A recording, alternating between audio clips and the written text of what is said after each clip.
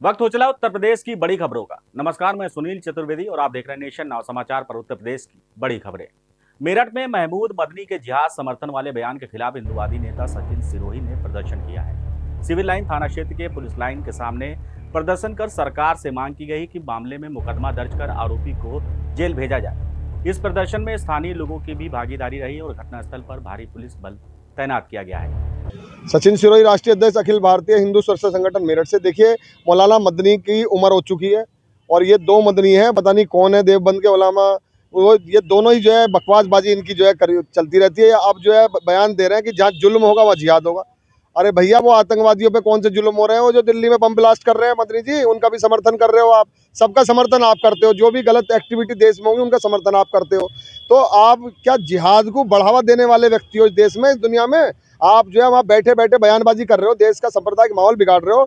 आपके खिलाफ तो देश के प्रधानमंत्री मोदी जी और प्रदेश के मुख्यमंत्री योगी जी, आप लोग मुकदमा पंजीकृत करके इनकी गिरफ्तारी करो, रासुका लगाओ ऐसे लोगों पे जो सांप्रदायिक माहौल को खराब कर रहे हैं देश के अंदर। और दूसरा ये कह रहे हैं वंदे मातरम का जो विरोध कर रहे हैं, वंदे मातरम को गीत गाने वालों को ये कह रहे हैं जो कमजोर लोग हैं वो गाएंगे कि वंदे मातरम।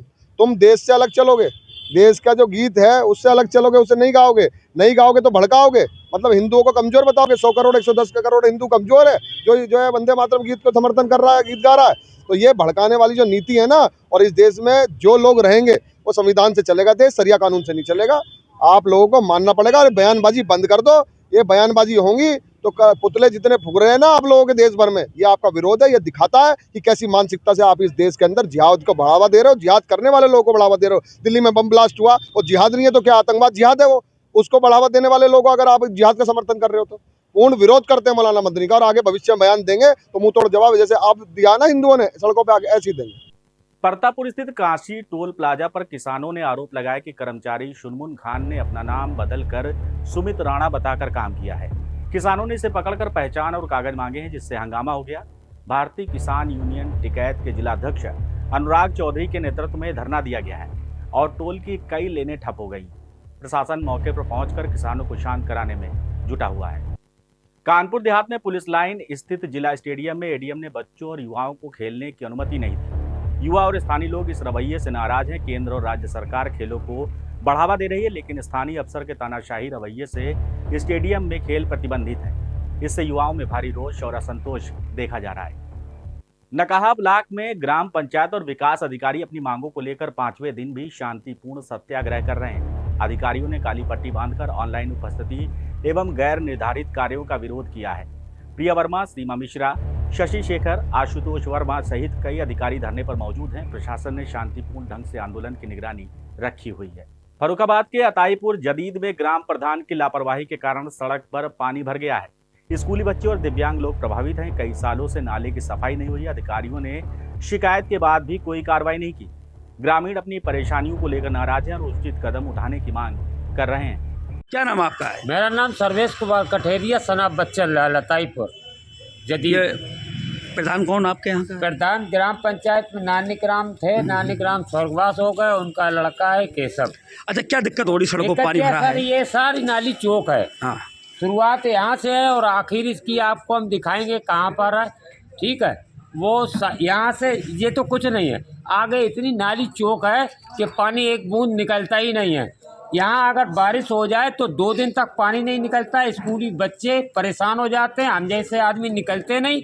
मैं दोनों दिव्यांग रिक्शा नहीं निकाल पाया, वो दिव्यांग रिक्शा खड़ा है सर। अच्छा, आप विकलांग हैं? जी सर। पत्नी विकलांग है आपकी? पत्नी दिव्यांग है सर। निकलना दूभर हो जाता है, इधर नहीं जा पाते हैं, पास पड़ोस में कोई आना जाना हो, परिवार में अपने नहीं जा पाते हैं कि उधर जाना हो, ये दिक्कत है। अच्छा, इस संबंध में शिकायत की कभी आपने? संबंध में शिकायत सर, यहाँ पर कोई सुनवाई नहीं, क्योंकि जो यहाँ पर ड्यूटी वाला है वो इस गली में आता नहीं है। और जब भी हमारा प्रोग्राम पर्सनल होता है उसका ऊपर 10-76 लगा करके अपना काम करते हैं। अच्छा अच्छा, 10-76 ऊपर लगा करके तब अपना काम करते हैं। ब्लॉक से आदमी आते हैं, वो साफ करके चले जाते हैं।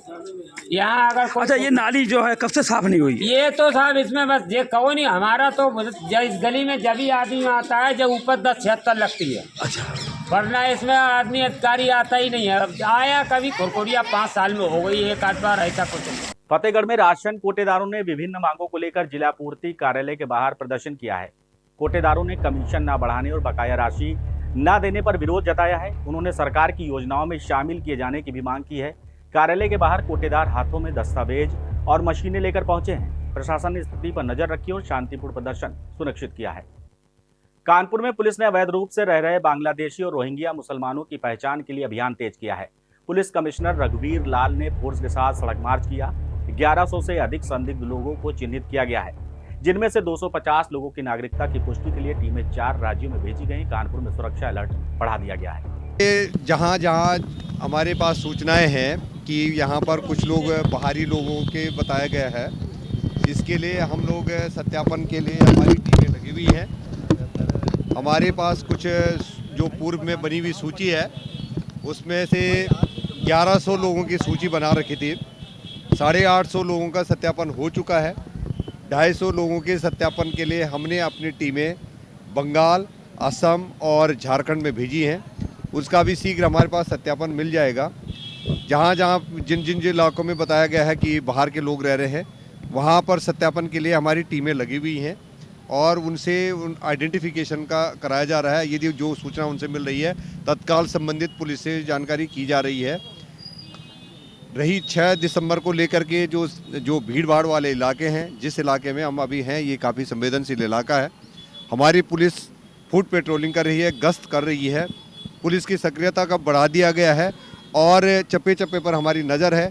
जो हमारा त्रिनेत्र के अंतर्गत हमारे जो कैमरे हैं, उनको सक्रिय कर दिया गया है। लगातार मॉनिटरिंग की जा रही है और पुलिस की गश्त को बढ़ा दिया गया है। पुलिस की गश्त को बढ़ा दी गई है और संवेदनशील इलाकों में पुलिस लगातार सक्रियता के साथ पेट्रोलिंग कर रही है। अमेठी के जगदीशपुर ब्लॉक सभागार में 296 दिव्यांगों को भारत सरकार की एडिप योजना के तहत सहायक उपकरण वितरित किए गए हैं। शिविर में कुल 494 दिव्यांगों को उपकरण दिए गए।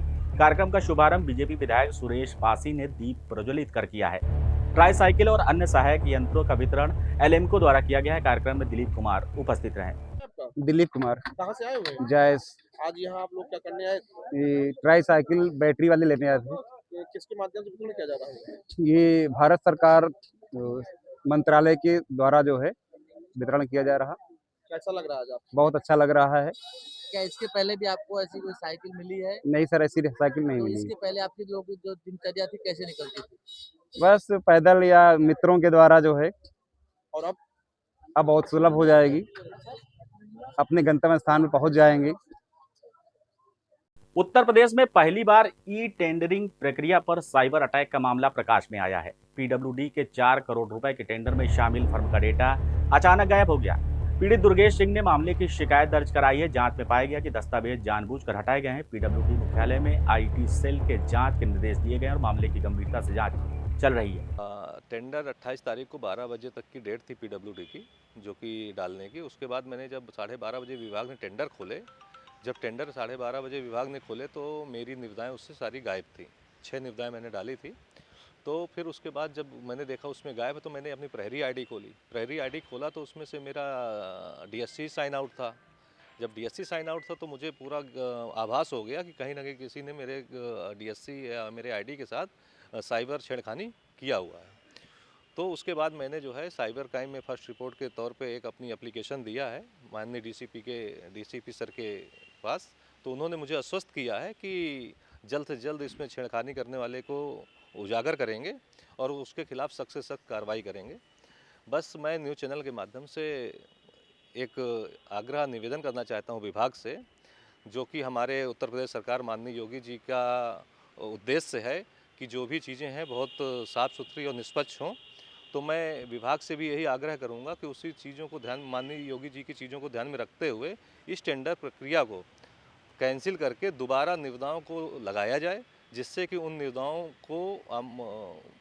निविदाओं में मैं भी पार्टिसिपेट कर सकूं और प्रणाली निष्पक्ष हो सके। कितने टेंडर आपने डाले थे? कितने के थे वो? मैं 6 टेंडर डाले थे, जो कि कानपुर नगर और कानपुर देहात मिलाकर थे, जिसमें से जो है करीब 4 करोड़ के अप्रॉक्सीमेट के टेंडर थे, जिसमें मेरी सिक्योरिटी फीस भी करीब अप्रॉक्सीमेट 40 लाख रुपए फंसी हुई है। तो कैंसिल करेंगे तो दोबारा अच्छा रहेगा। बस यही बार बार आग्रह कर रहा हूँ कि टेंडर कैंसिल करके दोबारा उसको निष्पक्ष रूप से निविदाओं को आमंत्रित किया जाए और सभी कॉन्ट्रैक्टर बराबर से उसमें पार्टिसिपेट कर सकें। देखिए, साइबर थाने में ऐसी एक शिकायत आई है कि प्रहरी ऐप से एक टेंडर अपलोड करने के बाद भी गायब हो गया है। तो इसकी हम ये जांच कर रहे हैं whether it is a part of a cyber hack या एक सॉफ्टवेयर में ग्लिच आ गया होगा at the time of uploading, या किसी ने मैन्युअली लॉगिन करके उस टेंडर को वहाँ से हटाया है, कुछ कूट रचना करके, कुछ धोखाधड़ी करके। तो इसकी जाँच साइबर थाने में प्रचलित है। बने रहिए हमारे साथ और देखते रहिए नेशन नाउ समाचार पर उत्तर प्रदेश बड़ी खबरें।